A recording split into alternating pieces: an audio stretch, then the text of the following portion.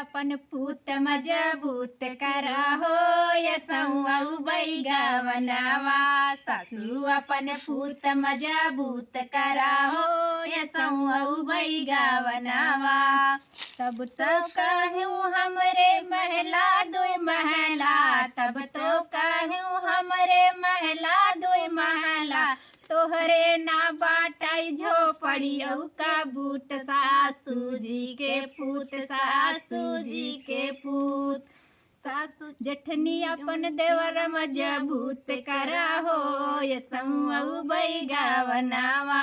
जेठनी अपन देवर मजबूत करा हो यसऊ बैगवनावा।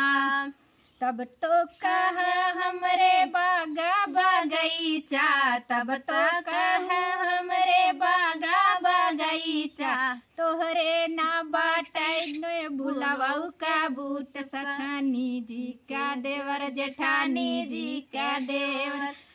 ननदी अपन भैया मजबूत करा हो यसऊ बैगवनावा। ननदी अपन भैया मजबूत करा हो यसऊ बैगवनावा।